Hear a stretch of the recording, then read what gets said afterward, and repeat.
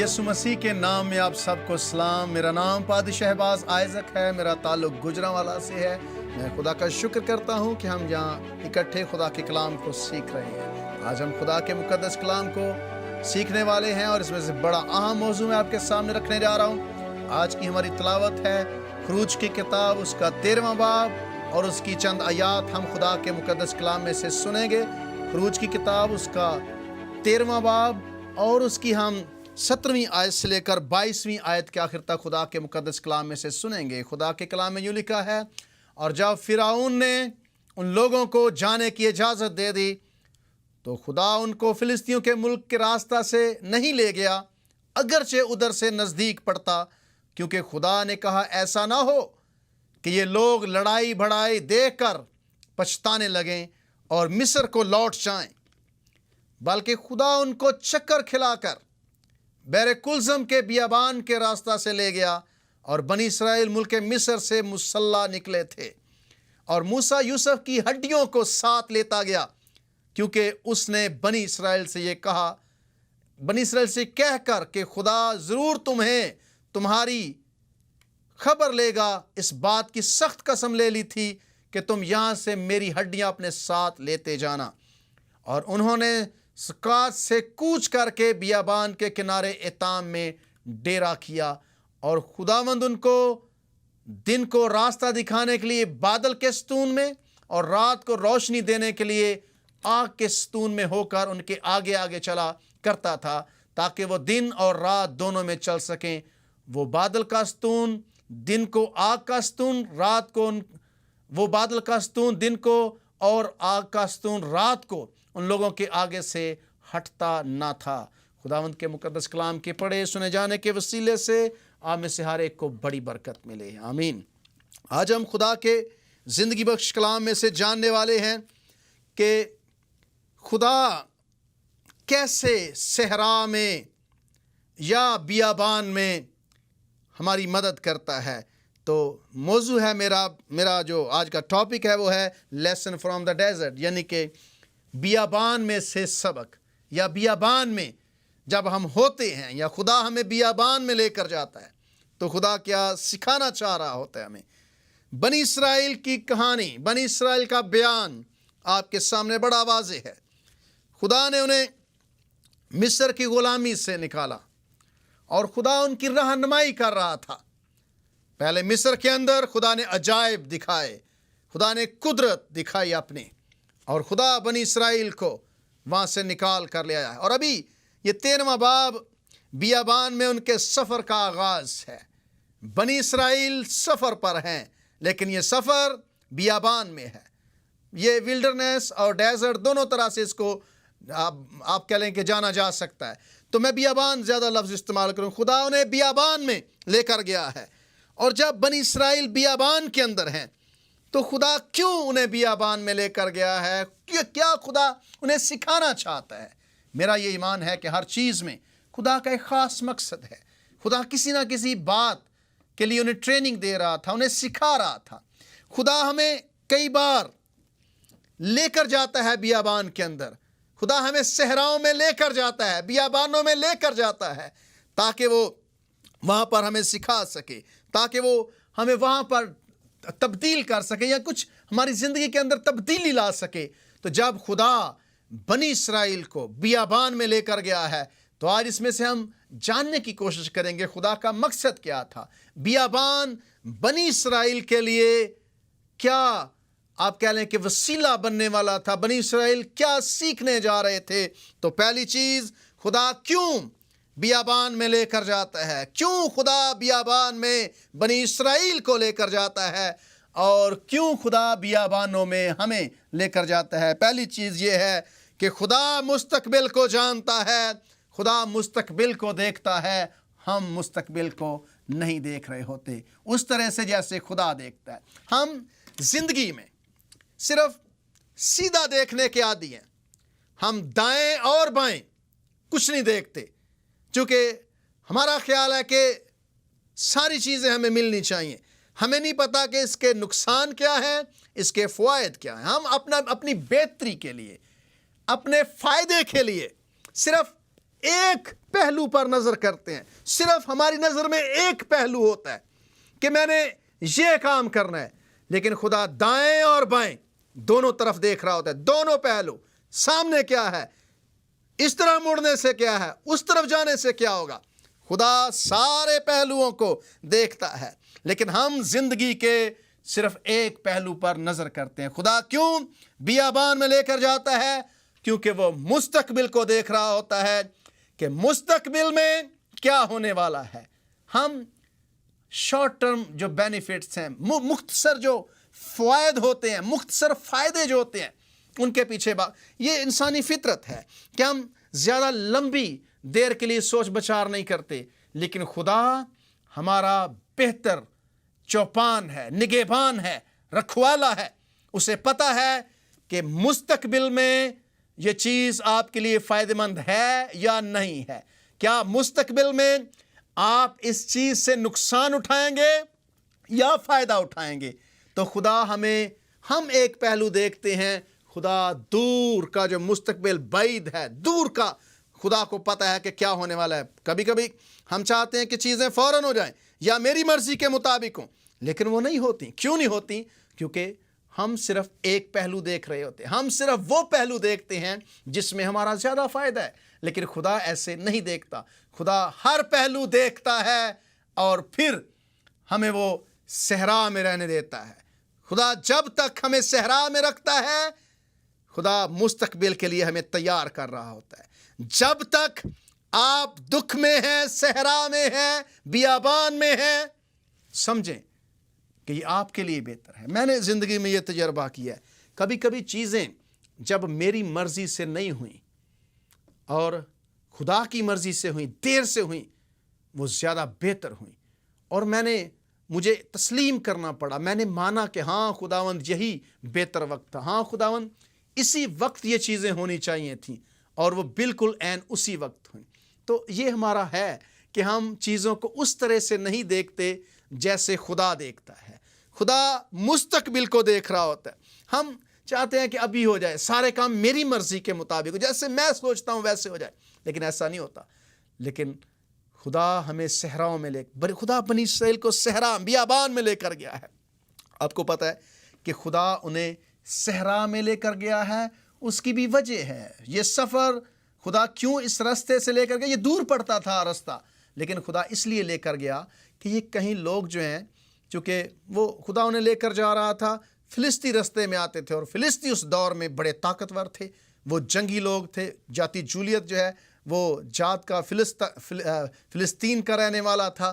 تو خدا نے انہیں وہاں سے نہیں خدا لے کر گیا, خدا دور کے راستے سے لے کر گیا ہے, تاکہ ایسا نہ ہو کہ یہ ڈر کر واپس بھاگ جائیں.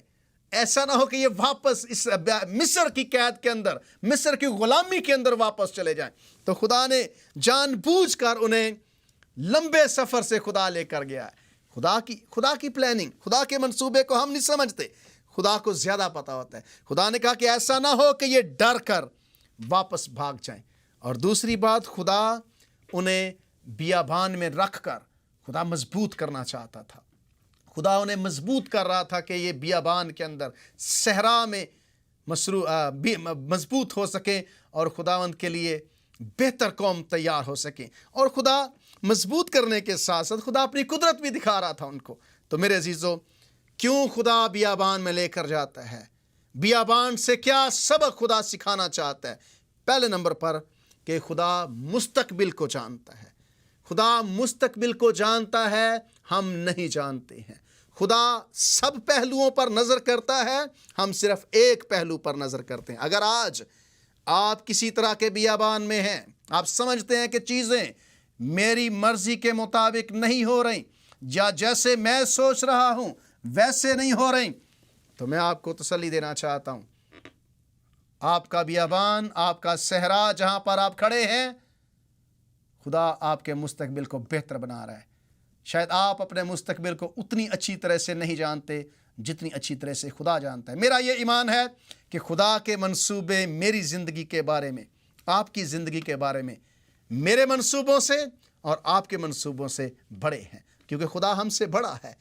آپ اپنی زندگی کے بارے میں اتنے منصوبے نہیں بنا سکتے بڑے جتنے خدا آپ کے بارے میں بڑے منصوبے بنا سکتا ہے۔ میں اپنی زندگی کے بارے میں اتنے بڑے منصوبے نہیں بنا سکتا جتنے خدا بنا سکتا ہے۔ تو اس لیے اگر آپ بیابان میں ہیں، صحرا میں ہیں، تو سمجھیں کہ خدا آپ کو، آپ کے مستقبل کو جانتا ہے۔ وہ آپ کی زندگی کے سب پہلوؤں کو دیکھ کر آپ کو آگے لے کر جائے گا۔ دوسری بات، جب خدا بیابان میں لے کر جاتا ہے تو خدا کیا سبق سکھانا چاہ رہا ہوتا ہے؟ دوسری بات یہ ہے کہ خدا بیابان کو اسکول کے طور پر استعمال کرتا ہے۔ خدا بیابان کو اسکول کے طور پر استعمال کرتا ہے، یعنی کہ خدا بیابانوں میں، صحراؤں میں اپنے لوگوں کو تیار کرتا ہے۔ خدا وہاں پر سکھاتا ہے، خدا وہاں پر ٹریننگ دیتا ہے، خدا وہاں پر اپنے لوگوں کو مکمل طور پر ان کی حفاظت کرتا رہتا ہے۔ اور خدا جب بیابان میں، صحرا میں آپ کو لے کر جاتا ہے تو اس کا مطلب ہے کہ آپ کی کلاسز شروع ہو گئی ہیں، آپ سیکھنے کے عمل سے گزرنا شروع ہو گئے۔ خدا آپ کو سکھا رہا ہے وہاں پر۔ اور جب آپ بیابان میں ہوں گے، جب آپ صحرا میں ہوں گے، تو آپ یقین کر لیں کہ خدا آپ کے ساتھ ہوگا وہاں پر بھی۔ آپ خدا کے بغیر نہیں ہوں گے، خدا وہاں پر بھی آپ کی حفاظت کر رہا ہوگا۔ ہمیں نہیں پتا، کبھی کبھی ہمیں نہیں پتا ہوتا کہ ہم کیا کر سکتے ہیں، لیکن بیابان میں جانے کے بعد ہم بہتر طور پر سمجھ پاتے ہیں کہ میں کیا کر سکتا ہوں۔ جب ہم مشکل میں سے گزرتے ہیں تو ہمیں پتہ چلتا ہے کہ ہمارا پوٹینشل، ہماری طاقت، ہماری صلاحیتیں کیا ہیں۔ تو خدا بیابان کو اسکول کے طور پر استعمال کرتا ہے۔ خدا بیابان کو آپ کی اور میری تربیت کے لیے استعمال کرتا ہے۔ خدا ہمیں پیار کرتا ہے، خدا نے ہمیں بچایا ہوا ہے، لیکن ہم ابھی بھی شاگرد ہیں، ہم سیکھ رہے ہیں، ہم سیکھتے رہیں گے۔ یہ روحانی جنگ ہے، اس میں سیکھنے کا عمل جاری رہے گا، سیکھنے کا عمل کبھی سٹاپ نہیں ہوگا، کبھی ختم نہیں ہوگا۔ اس لیے خدا بنی اسرائیل کو بیابان میں رکھ کر سکھا رہا تھا، انہیں ٹریننگ دے رہا تھا تاکہ وہ کامیاب ہو سکیں۔ خدا انہیں سکھا رہا تھا کہ بیابان میں رہ کر وہ سیکھیں اور چیزوں کو بہتر طور پر وہ جان سکیں۔ آپ کو پتہ ہے کبھی کبھی خدا ہماری برکتیں روکتا ہے۔ آپ کہیں گے کہ خدا کیسے یہ کر سکتا ہے؟ یس، خدا کرتا ہے۔ خدا کیوں کرتا ہے؟ خدا ہماری برکتیں کیوں روکتا ہے؟ خدا اس لیے روکتا ہے کہ خدا بہتر طور پر ہمیں سکھانا چاہتا ہے۔ خدا روک کر، یعنی کہ ہم نہیں رکنا چاہتے، ہم رکنا پسند نہیں کرتے، ہم رکنے کے لیے تیار نہیں ہوتے، لیکن خدا روک دیتا ہے آپ کو۔ خدا آپ کو سٹاپ کرتا ہے کہ آپ اس کے پلان کے مطابق چلیں، اس کے حساب سے چلیں، اپنے حساب سے نہیں۔ تو جب خدا آپ کی برکت روکتا ہے تو یہ سمجھ لیں کہ خدا آپ کو اس سے بڑی برکت کے لیے تیار کر رہا ہے۔ خدا آپ کو سکھا رہا ہے، خدا آپ کو تربیت دے رہا ہے، خدا مجھے تربیت دے رہا ہے، خدا آپ کے جاننے والوں کو تربیت دیتا ہے۔ تو صحرا کو اپنی اور اپنی فیملی کے لیے، اپنے خاندان کے لیے برا نہ سمجھیں۔ یہ اسکول کا کام کرتا ہے، یہ اسکول، یہ آپ کے سیکھنے کی جگہ ہے، یہ آپ کو تربیت دے گا۔ صحرا آپ کی زندگی کے اندر تبدیلی لے کر آئے گا۔ کیوں خدا صحراؤں میں لے کر جاتا ہے؟ کیوں خدا اسکول میں چھوڑتا ہے؟ اس کی یہ بھی وجہ ہے کہ خدا آپ کے دشمنوں کو اپنی طاقت اور اپنے منصوبے کے بارے میں بتا رہا ہوتا ہے۔ خدا اپنی طاقت کے بارے میں بتا رہا تھا کہ میرا منصوبہ، میرا پلان، میری مرضی جو ہے وہ پوری ہوگی، اور اس سے خدا کے نام کو جلال ملتا ہے۔ جب بنی اسرائیل مصر کے اندر تھے تو خدا وہاں پر اپنے عجائب کر رہا تھا، معجزے کر رہا تھا۔ بیابان کے اندر خدا قدرت دکھا رہا تھا۔ خدا نے بحر کلزم کے 2 حصے کر دیے ہیں۔ کیوں؟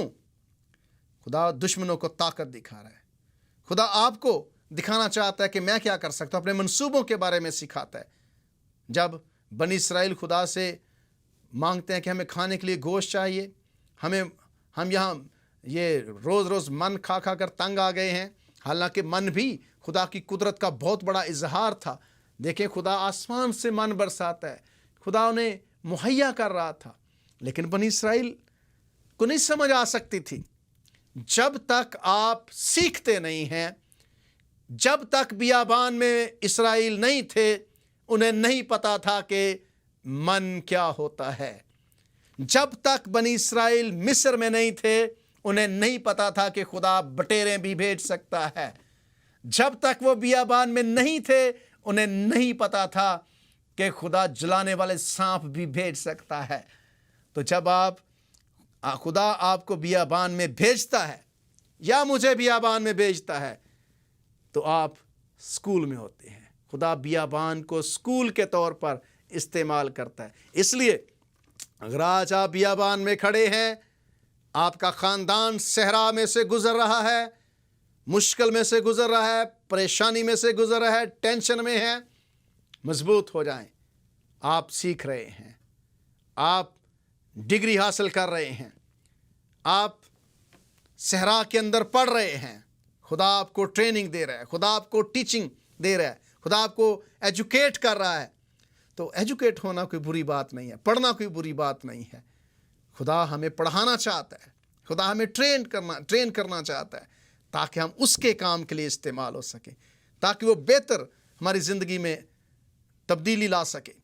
तो जब खुदा आपको बियाबान में भेजता है, तो पहली चीज़, खुदा मुस्तकबिल को देख रहा होता है, इसलिए खुदा सारे पहलुओं को देख रहा होता है। दूसरी बात, खुदा सहरा को, बियाबान को स्कूल के तौर पर इस्तेमाल करता है। तीसरी बात और अहम बात कि बियाबान में खुदा आपको तब्दील करता है और you will never be same again. जब आप बियाबान में होते हैं, सीखते हैं, प्रोसेस में से गुजरते हैं, दुखों में से गुजरते हैं, मुसाइल का सामना करते हैं, परेशान होते हैं, ट्रेनिंग लेते। ट्रेनिंग कभी आसान नहीं होती, आर्मी की ट्रेनिंग आसान नहीं होती, किसी भी तरह की ट्रेनिंग आसान नहीं है, पढ़ाई आसान नहीं होती। लेकिन उसके बाद आप एक तब्दील शुदा शख्स बनते हैं। आपका बियाबान, आपका सहरा आपको बदल देता है और you will never be same again. तो आप दोबारा से पहले जैसे नहीं रहते। खुदा सहरा को आपकी ज़िंदगी को तब्दील करने के लिए इस्तेमाल करता है। पहले नंबर पर क्यों सहरा?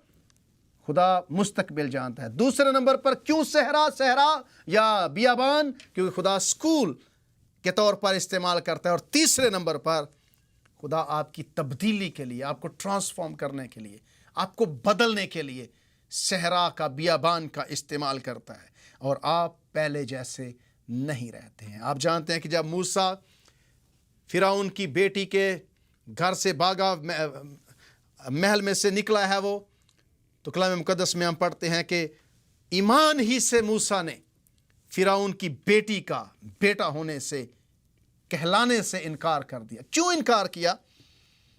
क्योंकि उसकी नज़र अजर पाने पर थी। वो मिद्यान के बियाबान में चला गया। जब मिद्यान के बियाबान में मूसा गया है, तो मेरे अजीज़ों, कलाम मुकद्दस बयान करता है कि मूसा की ज़िंदगी को ज़रा देखें। 40 साल फिरौन के महल के अंदर, 40 साल मिद्यान के बियाबान के अंदर, 40 साल फिर से मिस्र बनी इसराइल के साथ बियाबान के अंदर, और मूसा की जो कुल अब समझ लें कि ज़िंदगी है वो 120 साल की है। तो मूसा 120 साल तक जो है वो बियाबान में 80 साल तो उसके बियाबानों में गुजर गए हैं, 80 साल। तो बाकी का टाइम जो है वो वहाँ पर उसके पास क्या बचा है? 80 साल की ट्रेनिंग है उसकी। तो जब मूसा मिद्यान के बियाबान में था, वहाँ पर खुदा उसको नजर आया है। खुदा ने कहा मूसा, जब उसने जलती हुई झाड़ी देखा, खुदा ने कहा मूसा अपने पाँव से जूते उतार दे, क्योंकि जिस जगह पर तू खड़ा है वो जगह पाक है। बियाबान के अंदर खुदा ने मूसा को बड़े मकसद के लिए तैयार किया है, स्कूल में ट्रेनिंग दी है। और खुदा फिर जब मूसा को नजर आया, खुदा ने कहा मूसा, मैंने अपने लोगों का दुख देखा है, उनकी मुसीबत मैंने देखी है, जो दुख मिस्री उन पर ढा रहे हैं वो मेरे सामने है, इसलिए तो उन लोगों को आज़ाद करवा। उसने कहा खुदावंद कैसे? खुदा ने उसे बताया कि तू मेरे लिए ये काम करेगा, तू मेरा ये काम करने जा रहा है। तो मूसा मिद्यान के बियाबान में ट्रेनिंग हासिल करता है, फिर बनी इसराइल के साथ 40 साल में बियाबान में रहा।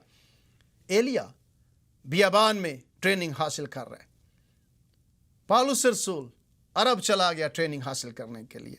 इसी तरह से अगर आप खुदावंद यीशु मसीह को देखें, बादशाहों के बादशाह, खुदावंदों के खुदावंद, सबसे बड़े टीचर को, उस्ताद को, वो क्या कर रहे हैं? लिखा है कि बपतिस्मा लेने के बाद खुदावंद यीशु को रूह जो है जंगल में ले गया है, बियाबान में ले गया है, सहरा में ले गया है। और खुदावंद यीशु मसीह सहरा में, बियाबान में ट्रेनिंग हासिल कर रहे हैं। यीशु को ट्रेनिंग की ज़रूरत नहीं है, लेकिन बियाबान तब्दील करता है। बियाबान में खुदावंद यीशु मसीह सहरा में जब 40 दिन तक यीशु मसीह ने फाका किया है, वहाँ पर इनकाउंटर हुआ है शैतान के साथ। शैतान के साथ खुदावंद इब्लीस के हाथों आजमाया जा रहा है। यीशु मसीह को भूख लगी है। इब्लीस कहता है कि अगर तू खुदा का बेटा है, फरमा के ये पत्थर रोटियां बन जाएं। यीशु ने कहा है, इंसान रोटी ही से जीता ना रहेगा, बल्कि हर एक बात से जो खुदा के मुंह से निकलती है। यीशु को कहता है कि जो कर मुझे सिजदा कर, सारी दुनिया की शान और शौकत दे दूंगा। मसीह खुदावंद ने कहा नहीं, खुदावंद ही को सिजदा करना चाहिए। फिर हैकल के कुंगरे पर खड़ा करके मसीह खुदावंद से कहता है कि अपने ताए नीचे गिरा दे, क्योंकि लिखा है वो तेरी बाबत वो अपने फरिश्तों को हुक्म देगा कि वो तुझे अपने हाथों पर उठा लेंगे। यीशु मसीह ने कहा नहीं, खुदावंद अपने खुदा की आजमाइश ना कर, खुदावंद अपने खुदा की आजमाइश ना कर। तो बियाबान में शैतान इब्लीस यीशु मसीह को चेक कर रहा था, आजमा रहा था। तो बियाबान जो है वो तब्दील कर दे। वहाँ से आकर खुदावंद यीशु मसीह ने मुनादी शुरू कर दी, तौबा करो क्योंकि आसमान की बादशाही नज़दीक आ गई है। इसी तरह से यूहन्ना बपतिस्मा देने वाला बियाबानों में, जंगलों में वो रहता था। क्या कर रहा था? जंगलों में तब्दील हो रहा था। खुदा उसे वहां पर तैयार कर रहा था।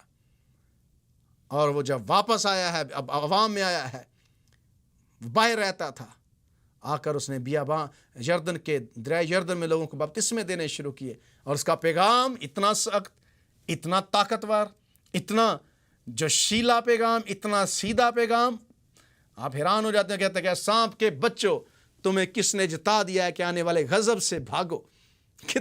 कितना सख्त पैगाम है, कितनी उसके पैगाम के अंदर ताकत है। लोग उसके पास धड़ाधड़ आ रहे हैं बपतिस्मा लेने के लिए। और वो कहता है कि सांप के बच्चों, तुम्हें किसने जिता दिया कि आने वाले गजब से भागो। और फिर आपके और मेरे मुनज्जी यीशु मसीह को उसने लोगों को इंट्रोड्यूस कराया, तारुफ कराया। कहता है, ये खुदा का बर्रा है जो जहान के गुनाह उठा ले जाता है। यीशु मसीह से बपतिस्मा लेने आया है। वो कहता है कि नहीं, मैं खुद तुझसे बपतिस्मा लेने का मोहताज हूँ। खुदावंद यीशु मसीह ने कहा नहीं, अब ऐसा होने दे, हमें रास्तबाजी को पूरा करना है। वो कहता है कि जो मेरे पास बपतिस्मा लेने आ रहा है, मैं उसके पाँव की जूती के तस्मे खोलने के लायक नहीं। वो मुझसे बड़ा है, मैं ऐसा नहीं हूँ, मैं कुछ नहीं कर सकता हूँ, वो मुझसे बड़ा है। लेकिन बियाबान आपको तब्दील करता है। सहरा आपकी ज़िंदगी को बदलता है। सहरा में आप तजर्बा हासिल करते हैं। सहरा आपकी ज़िंदगी के अंदर तब्दीली लेकर आता है और दोबारा से आप वैसे नहीं रहते जैसे आप पहले होते हैं। तो इसलिए खुदा सहरा को इस्तेमाल करता है।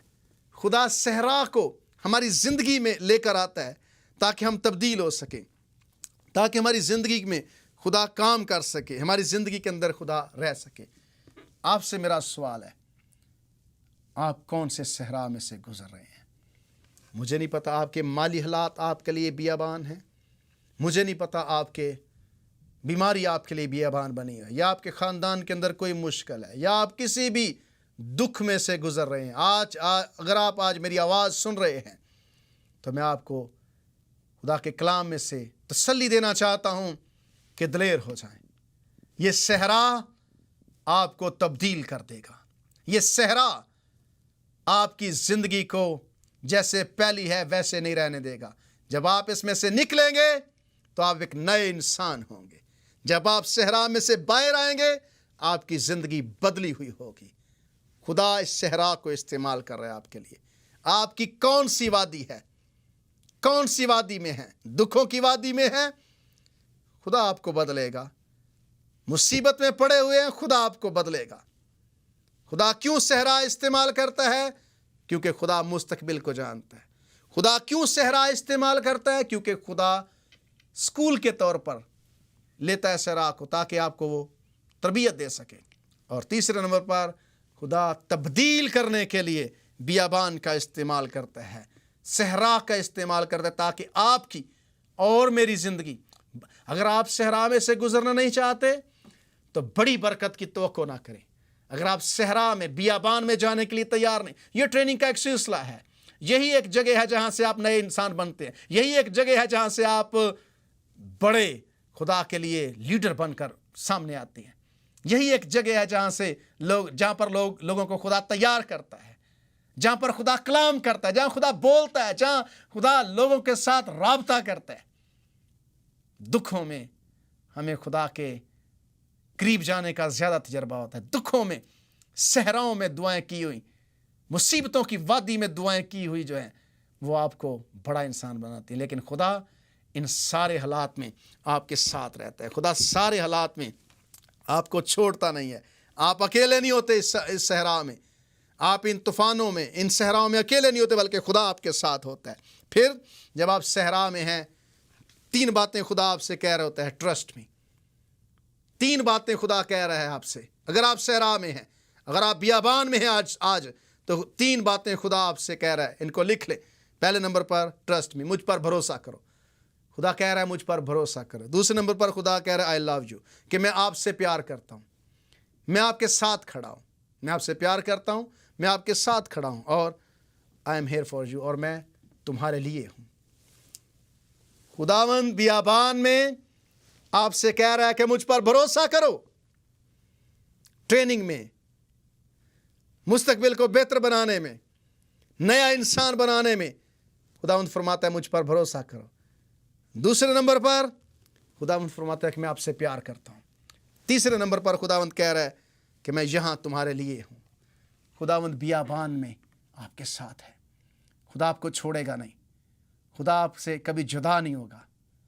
اس لیے آج اپنے بیابان میں, اپنے صحرا میں اپنے آپ کو اکیلے نہ, اپنے آپ کو انکریج کریں, اپنے آپ کو تسلی دیں, دہرائیں اپنی زندگی میں بار بار کہ خداوند, میں خداوند پر بھروسہ کرتا ہوں, خداوند میرے ساتھ, وہ میرے لیے ہے یہاں پر. خداوند مجھے پتہ ہے کہ تو مجھ سے پیار کرتا ہے, تو میرے ساتھ ہے. خداوند آپ کے ساتھ ہے, وہ آپ سے پیار کرتا ہے. آپ کا صحرا آپ نے اکیلے پار نہیں کرنا ہے, اکیلے اس میں سے نہیں گزرنا. خداوند آپ کے ساتھ گزرے گا. اس لیے میری دعا ہے کہ خدا آپ کے صحرا میں آپ کو